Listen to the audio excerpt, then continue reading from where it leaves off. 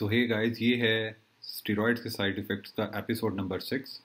और आज इस एपिसोड में मैं आप लोगों को मिलवाने वाला हूँ मिस्टर ओलंपिया के competitive athlete mister Lavnish Singla, जो कि ऑलरेडी जैसा मैंने बताया एक कॉम्पिटिटिव एथलीट हैं। एंड आई एम श्योर आप सब लोग समझ रहे होंगे कि कॉम्पिटिटिव एथलीट बनने के लिए कितने सारे चीज़ों, सब्सटेंस, मेडिसिन्स, इन सब चीज़ों की ज़रूरत रहती है। और आज मैं उनसे ही पूछूंगा कि क्या उनको कभी किसी साइड इफ़ेक्ट को देखना पड़ा है, झेलना पड़ा है। तो आइए हम उनसे मिलते हैं, बात करते हैं और जानते हैं कि किस तरह के साइड इफ़ेक्ट्स उन्होंने अपनी लाइफ में देखे और उससे क्या उन्होंने एक्सपीरियंस लिया। तो लवनीश, आपका वेलकम है आज हमारे 6th एपिसोड में, जो कि आप जानते हैं कि मैं पूरे फेब में स्टेरॉइड्स के साइड इफ़ेक्ट्स को लेकर के रन कर रहा हूँ। हाँ जी, thank so you so much sir. सबसे पहले तो मैं आपका थैंक्स इस बात के लिए भी करना चाहूंगा कि आप खुद एक कॉम्पिटिटिव एथलीट हैं और आपने इतनी हिम्मत दिखाई है कि आप इस सब्जेक्ट को लेकर के सामने आए हैं।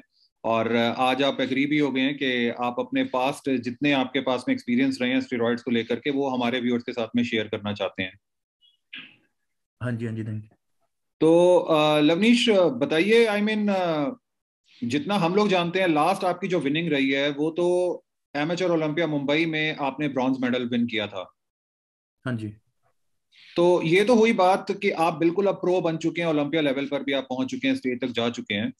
हम बात हम्म, ऐसी करते हैं कि जो नए टाइप मतलब जो नए बच्चे बिल्कुल जिम के अंदर जाते हैं और वहां पर हम्म, जाते ही वो जब आप जैसे प्रो को देखते हैं, उनके दिल में भी आता होगा कि हमें भी लवनीश की तरह बनना है। और हो सकता है कि हम्म। वो आपसे इंप्रेस होकर के आपकी बड़ी बिल्ड को देख के, बड़े मसल्स को देख करके अपने आप ही कोई स्टेरॉइड की तरफ जाना शुरू कर देते होंगे। तो या आपके हाँ पास जी भी आते होंगे जिन्होंने कभी स्टेज पर नहीं जाना, तो आप उनको क्या चीज आंसर करते हो, कैसे गाइड करते हो आप उनको? सर, एक्चुअल में क्या है, जैसे कि हमारे यहाँ पंजाब में जैसे कि लोग शॉर्टकट ज्यादा करने की सोचते हैं, है ना। हम्म। तो जिम में वर्कआउट वगैरह कर रहे होते हैं, तो कोई भी लड़का जिम में अगर पूछता है कि भैया ये कैसे मतलब कि हो पाएगा, है ना। हम्म। तो बॉडी बनानी है तो हमें कौन सा स्टीरॉइड लेना पड़ेगा, है ना। अभी बिगनर होते हैं, महीना 2 महीना जिम लगाए को होता है। जी। कौन सा स्टीरॉइड से हमारी बॉडी बन पाएगी। हम्म। ऐसे नॉर्मल सी बातें आजकल, मतलब कि अगर लगा लो जिम जा रहा हूँ तो एक दिन बाद तो किसी ने पूछना पूछना है ये हम्म। कि हमें क्या खाना है, मतलब कि कौन सा स्टीरॉइड लेना पड़ेगा, क्या है ना। तो ये आजकल के लोगों के मन में ना बहुत गलत क्वेश्चन है कि स्टीरॉइड से ही बॉडी बनती है। ठीक है। ठीक है, तो क्या होता है, मतलब कि हमें बॉडी बिल्डिंग में हमें टाइम लगता है, बहुत ज्यादा टाइम की गेम है। हम्म। जितना हम बॉडी को मसल मेच्योरिटी आएगी वो टाइम के अकॉर्डिंग ही आएगी। ठीक कोई है। भी स्टीरॉइड ऐसा नहीं है कि आप मसल मेच्योरिटी जल्दी ले आएगा, कुछ ऐसा समथिंग कुछ भी नहीं है। हम्म। तो जैसे कि कोई भी क्वेश्चंस करते हैं लोग कि जिम में कि सर स्टीरॉइड ले ले, तो मेरा रेकमेंड तो हमेशा मना ही हुई है कि नहीं, स्टीरॉइड के भी लोड नहीं है आपको, जो नेचुरल ग्रो करो जितना कर सकते हो। अच्छा। हाँ जी। अच्छा लवनीश, आप अपना कोई एक्सपीरियंस मेरे व्यूअर्स के साथ में शेयर कीजिए कि आपने जब खुद की अपने कैरियर की शुरुआत की थी तो आपके साथ में कभी कोई स्टेरॉइड का साइड इफेक्ट रहा हो। अगर रहा हो तो आपने कौन सा सब्सटेंस यूज किया था और क्या क्या उसके साइड इफेक्ट्स हुए थे आपको? सर, स्टीरॉइड्स का स्टार्टिंग में जैसे कि तुम लगा लो पंजाब में हमारे यहाँ, मतलब कि उस टाइम पे ओरिजिनल चीजें नहीं मिलती थी, हम्म। ना ही इतनी नॉलेज थी, है ना। तो जैसे कि मैं सप्लीमेंट वगैरह बॉक्स वगैरह कहीं से अरेंज करता था, तो वो डुप्लीकेट होते थे। अच्छा। ऑन गोल्ड हो गया, उस टाइम डुप्लीकेट्स मिलते थे 3-3 2-2 हजार में, है ना। तो हम्म। हमें नॉलेज नहीं थी इस चीज की। तो एक्चुअल में मैंने वो कंज्यूम करे, मतलब कि शौक था शुरू से ना, कंज्यूम करता रहा। तो उसने एक्चुअल में क्या किया, बॉडी में पिंपल दिए, अच्छा। है ना। बॉडी में पिंपल्स कर दिए और गाइनो क्रिएट करना शुरू कर दिया। तो अब गाइनो का इतना नहीं पता था कि चेस्ट में सिस्ट क्यों बन रही ठीक है। है ना। तो इस करके ये प्रॉब्लम्स आती रही थी, पर हौली हौली जैसे सब कुछ बंद किया, ये कम किया, तो हम्म। सब कुछ सोल्यूशन हो गया इसका। गाइनो का आजकल बहुत majorly, I mean her championship के अंदर, खासतौर पर जो जितने मेंस हम्म, फिजिक के एथलीट्स होते हैं, जब उनके वीडियोस बनते हम्म, हैं या वो स्टेज पर नजर आते हैं तो उनकी गाइनो बहुत ज्यादा नजर आ रही होती है। कौन हम्म, से एक सब्सटेंस की वजह से ये गाइनो की प्रॉब्लम हो रही होती है? गाइनो सर, गाइनो का एक्चुअल में ये है कि जब भी हम कुछ स्टीरॉइड्स यूज कर रहे हैं, हमारा टेस्टोस्टेरोन लेवल अप होगा तो ऑटोमेटिकली एस्ट्रोजन अप जाएगा जाएगा, अच्छा। है ना। अगर हमारा टेस्टोस्टेरोन वो है ना, तो अगर हमारा टेस्टोस्टेरोन थोड़ा 70% है या 100% है, तो एस्ट्रोजन उससे अप जाएगा ही जाएगा। उसके लिए हमें प्रिकॉशंस लेने पड़ते हैं सर। अब जैसे कि पहले इस चीज की नॉलेज नहीं थी, तो हम्म। वो चीज क्रिएट हो रही थी। अब जब से नॉलेज आई है, कोच के अंडर आए, अच्छी नॉलेज आई है, तो हम्म। उसके प्रिकॉशंस आ रहे हैं तो कोई प्रॉब्लम्स नहीं आती ऐसी। तो एक्चुअली में एथलीट्स ऐसा कौन सा सब्सटेंस या कौन सा मटेरियल यूज करते हैं जिससे गायनो हो जाती है? एक्चुअल में डैका डैका भी गायनो करता है और ट्रेन भी गायनो करता है। डैका अलग गायनो करता है, ट्रेन प्रोलैक्टिन से गायनो करता है। अलग अलग स्टीरॉइड्स के अलग अलग अच्छा। कह सकते हो आप।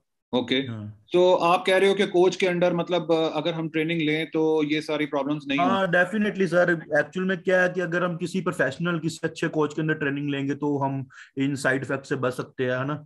हम्म तो तुम लगा लो कोई भी ऐसे कि अगर हम अपना दिमाग यूज करेंगे तो हम साइड इफेक्ट्स ही लेंगे, रिजल्ट्स तो बहुत कम लेंगे। हम्म। तो अगर मैं अच्छे कोचेस के बारे में बात करूं तो किसी एथलीट को कैसे ढूंढना चाहिए कि कौन सा अच्छा कोच है कौन सा बुरा कोच है, ये फर्क कैसे पता लगेगा? सर सिंपल टॉपिक्स है इसमें तो, है ना। मतलब कि अगर कोई भी एथलीट्स, अगर कोई भी एक बिगनर अच्छा कोच बनना चाहता है, सबसे पहले तो वो देखे कि उस एथलीट्स ने क्या, कौन सी विनिंग है उसके पास, कितनी एक्सपीरियंस है उसके पास, क्या अच्छा। स्टडी या उसका बैकग्राउंड क्या है ना। हम्म। और उसने किस किस एथलीट को ट्रेन किया हुआ है, अच्छा। इसी से ही वो जज कर कर अपनी ट्रेनिंग ले सकता है। बट लवनीश, मैं यहाँ पर आपसे एक बात बोलना चाहूंगा कि आमतौर पर अब हम्म। इंटरनेट का जमाना है, सोशल मीडियम का जमाना है। सोशल मीडियम के ऊपर कोई भी एथलीट को पता लग नहीं पाता कि कोच की एक्चुअल में जो बैकग्राउंड है वो कैसी है। हम्म। मतलब वो सोशल मीडियम से ही इतने ज्यादा प्रभावित हो जाते हैं कि वो चल हम्म। पड़ते हैं उसके पीछे कि हाँ यही वाला समझ कोच गया। बेस्ट है। और जब तक वो समझ समझ पाते हैं तब गया। तक वो अपना नुकसान कर बैठते हैं। हम्म। तो ऐसे एथलीट एक्चुअल के में लिए आपका क्या एडवाइस होगा? सर इसमें ये है कि हमें पहली बात तो हमें उनके संग जाना नहीं चाहिए जिनकी, जो हम रियल में नहीं है उनकी बॉडी जो हम वीडियोस में देख रहे हैं, जैसे कि यूट्यूबर्स कई देख रहे हैं हम, है ना। हम्म तो हमें उन्हीं के पास जाना चाहिए जो हमारे नजदीक हो, काफी जिनको हम काफी काफी पुराने जानते हो, है ना, काफी टाइम से देख रहे हो कि नहीं एक्चुअल में ही ये रियल एथलीट्स है ना, उनको अच्छी नॉलेज है, उन्हीं के पास ट्रेन करना चाहिए। ये नहीं कि हम आज किसी की प्रोफाइल देख रहे हैं या देख रहे हैं इसके अच्छे फॉलोअर्स है तो हम इनसे ट्रेनिंग ले, हम्म। ऐसा कुछ भी नहीं है। अच्छा। ओके। हम्म। तो आज आप खुद एक प्रोफेशनल एथलीट बन चुके हैं। और हम्म। जहाँ तक हम सब लोग जानते हैं कि एक प्रोफेशनल एथलीट को स्टेज पर जाने के लिए इन सब सब्सटेंस की जरूरत रहती है, इनहेंसमेंट की यस जरूरत सर। रहती है। तो आप किन किन प्रिकॉशंस का ध्यान रखते हैं खास तौर पर, और किन के अंडर आप ट्रेन सर करते हैं? सर प्रिकॉशंस तो मतलब कि ऑल प्रिकॉशंस चलते हैं। मैं जितना मतलब कि साइकिल पे होता हूँ तो मैं जितना पैसा साइकिल पे लगा रहा हूँ उससे डबल पैसा मैं प्रिकॉशंस पे लगा रहा हूँ। अच्छा। ओके। मेरे आज भी टेस्ट रिपोर्ट चेक करवा सकते हैं, सब इक्वल सब नॉर्मल आ रही है। अभी मैंने ओलंपिया खेला है back to back, north India खेला है, एशिया खेला है, हम्म डिप्लीशन इतनी लगी है ना। तो उसके बाद भी आज मैं अपने टेस्ट रिपोर्ट्स कल करवाई है, सब ओके आई है, कोई प्रॉब्लम्स नहीं है इस चीज में। और जो रही मेरे कोच की बात, अब मेरी कोच जो ट्रेनिंग चल रही है सर पिछले एक साल से, IFBB प्रो निशांत बांसल के अंडर चल रही है। हम्म। उनसे बहुत कुछ सीखने को मिला, बहुत एडवांस नॉलेज मिली, है बिल्कुल ना। ठीक है। छोटे भाई की तरह ट्रीट करते हैं मुझसे, बढ़िया अच्छा लगता है। हम्म। तो आज क्या आप खुद भी कोचिंग्स ट्रेनिंग्स ये सब चीजें दे रहे हैं? हाँ यस सर, मैंने अभी मेरे काफी स्टूडेंट्स है जो मिस्टर पंजाब की विनिंग करी है। अब हम्म। काफी स्टूडेंट नॉर्थ इंडिया खेलने जा रहे हैं। ठीक है। और एक स्टूडेंट का मेरा 27 को फिर कॉम्पिटिशन मिस्टर पंजाब का, 3 स्टूडेंट मेरे वहां खेलेंगे मलेरकोटला में। तो लवनीश, आपने जैसा कि एमेचर मिस्टर ओलंपिया में भी पार्टिसिपेट किया था मुंबई में, और हाँ जी आई सर। एम श्योर आप वहां पर भी काफी सारे सब्सटेंस यूज करते रहे होंगे। तो कोई वहां का एक्सपीरियंस मेरे व्यूअर्स हाँ के जी साथ सर। में शेयर कीजिए कि कोई वहां पर आपके साथ में कोई साइड इफेक्ट हुआ हो या किसी तरीके की कोई प्रॉब्लम आई हो, आपने कैसे मैनेज किया हो, उस चीज के बारे में बताइए। सर साइड इफेक्ट तो मतलब कि कोई खास नहीं लगा मुझे कि साइड इफेक्ट था। बट एक्चुअल में जो क्या हुआ आखिरी जब ओलंपिया के प्री जजिंग वगैरह थी, प्री जजिंग से पहले मतलब कि ठीक था सब कुछ, बॉडी बिल्कुल अच्छा था, बिल्कुल बहुत, अब स्टमक वगैरह बिल्कुल सही था, कोई इश्यूज नहीं आया। तो क्या हुआ मतलब कि जैसे कि कई बॉडी डायरेटिक्स मांगते हैं तो बॉडी से कभी क्या करते हैं एथलीट्स, डायरेटिक्स डाल के बॉडी से वाटर ज्यादा आउट कर देते हैं। बिल्कुल ठीक है। जब वो कार्ब्स लोडिंग करते हैं, कार्ब्स के साथ साथ हमें वाटर की बहुत जरूरत पड़ती है, क्योंकि राइट। कार्ब डाइजेस्ट होंगे तो मसल्स फिल होंगे। हम्म तो उधर क्या हुआ था, उधर मेरी बॉडी से बॉडी वाटर ड्रेन ज्यादा कर चुकी थी। तो मैं कार्ब्स लोड कर रहा था, तो जब मैं पंपिंग करके स्टेज पर जाने लगा तो मेरी बॉडी में गैस्ट्रिक इशू आ गया, अच्छा। जिसके करके मेरी प्लेसिंग थोड़ी बैक पड़ी। हाँ जी सर। तो तो उससे फिर। क्या हुआ मतलब कि जो मेरे कार्ब्स बॉडी में गए थे वो डाइजेस्ट नहीं हो पाए, वो मसल्स फील नहीं कर पाए। जब मैं नीचे स्टेज से जैसे ही नीचे उतरा, एक गिलास पानी पिया, वो हम्म। साथ ही डाइजेस्ट होकर गैस निकल गया, अच्छा। और बॉडी मतलब कि और पंप हो गया, वो अच्छा। कार्ब सारे मसल्स में चले गए।